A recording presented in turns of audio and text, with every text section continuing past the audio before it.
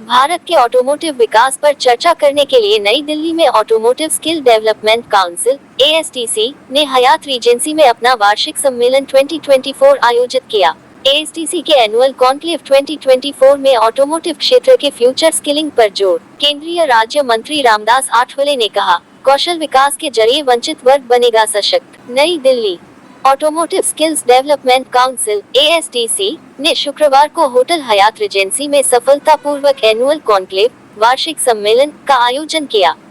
सहयोग, सशक्त, गतिशील और सफल, collaborate, empower, accelerate and achieve theme पर आयोजित इस कार्यक्रम में बतौर मुख्य अतिथि केंद्रीय सामाजिक न्याय एवं अधिकारिता राज्य मंत्री श्री रामदास आठवले मौजूद थे। इस मौके पर ऑटोमोबाइल इंडस्ट्री के दिग्गज लीडर्स, नीति निर्माता, कौशलाचार्य, प्रशिक्षक आदि भी उपस्थित थे। मुख्य अतिथि पहुंचे श्री रामदास आठवले ने अपने संबोधन में कहा कि सरकार कौशल विकास के जरिए समाज के वंचित वर्ग को सशक्त बनाने के लिए प्रयासरत है। उन्होंने कहा कि ऑटोमोटिव क्षेत्र भारत के युवाओं के लिए कई अवसर प्रदान करता है और ASTC के कार्यक्रम के माध्यम से हम ये सुनिश्चित कर सकते हैं। यह आवश्यक है कि हम युवाओं को प्रशिक्षित कर उन्हें प्रमाणित करने पर ध्यान केंद्रित करें, जिससे वे सफल हो।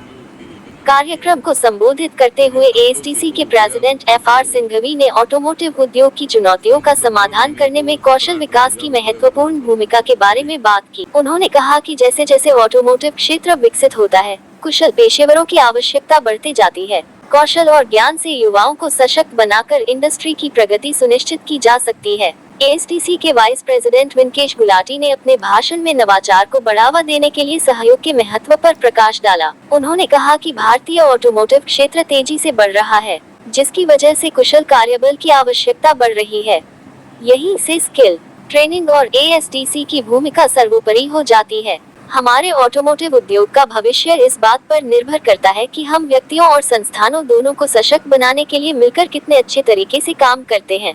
सहयोग के माध्यम से हम कौशल पारिस्थितिकी तंत्र को मजबूत कर सकते हैं, जिससे ये सुनिश्चित हो सके कि भारत वैश्विक मंच पर प्रतिस्पर्धी बना रहे।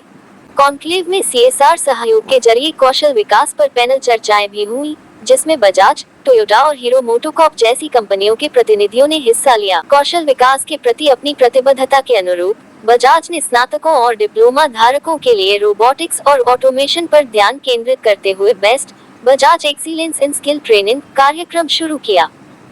ASTC को इस कार्यक्रम के लिए असेसमेंट और सर्टिफिकेशन पार्टनर बनाया गया है, जिससे युवाओं को इंडस्ट्री आधारित ट्रेनिंग के साथ उन्हें रोजगार के अवसर मिलेंगे।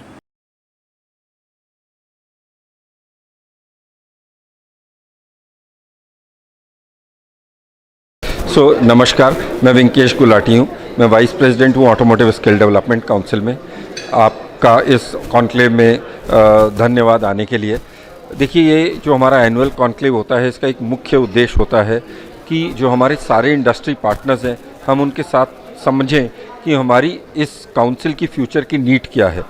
तो जैसे आज का कॉन्क्लेव है, इसमें आपको सारे जो स्ट्रैटेजिक पार्टनर्स हैं मिलेंगे, जो हमारी गाड़ी बनाते हैं, जो जिसको हम ओरिजिनल इक्विपमेंट मैन्युफैक्चरर्स बोलते हैं। फिर उसके आगे जो कंपोनेंट मैन्युफैक्चरर्स हैं, उनके रिप्रेजेंटेशन है। फिर जो हमारे डीलर भाई हैं, उनके रिप्रेजेंटेशन है।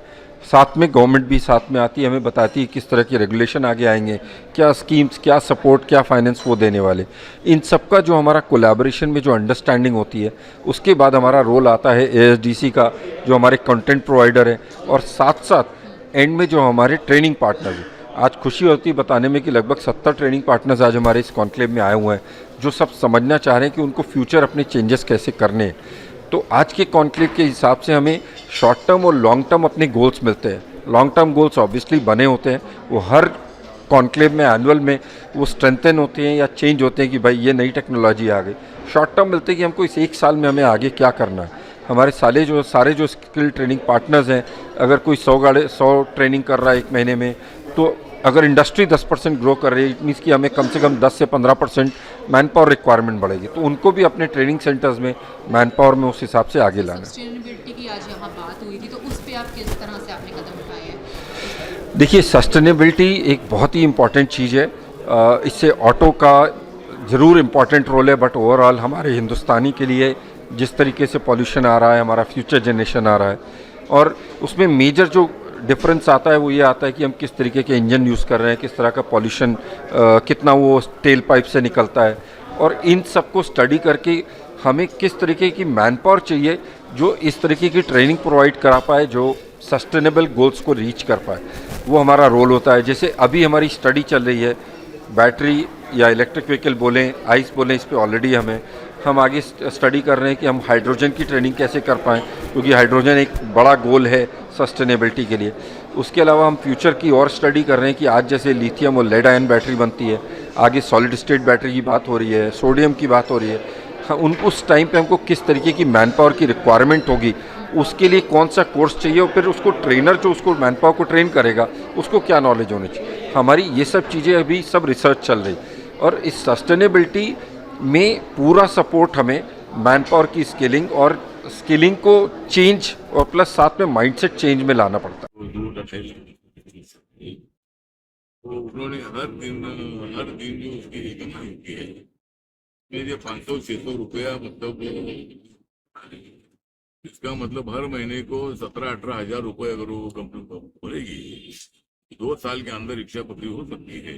इसी तरह की भी स्कीम कुछ कंपनियों ने शुरू करनी चाहिए। बाकी हमारा महात्मा फुले डेवलपमेंट कारपोरेशन है, उसके साथ साथ NSFDC है, national schedule caste finance development का कारपोरेशन है। उनके माध्यम से भी कोई स्कीम हम बना सकते हैं। उनको मतलब कुछ पैसा उनको दे देकर भी हम ये स्कीम पूरे महाराष्ट्र में और भी राज्यों में शुरू कर सकते हैं। तो आज का जो वाली भी जो रिक्शा है उसको बनाने की कंपनियां बहुत सारी अनेक जगह पर है। तो इसी तरह ड्राइविंग का ट्रेनिंग है, उसी तरह मतलब इनको और भी मतलब अपना बिजनेस बढ़ाने के लिए कम से कम इस संस्था के माध्यम से 8 लाख से ज़्यादा महिलाओं को और नौजवानों को ट्रेनिंग दिया जाने वाला है। और हर साल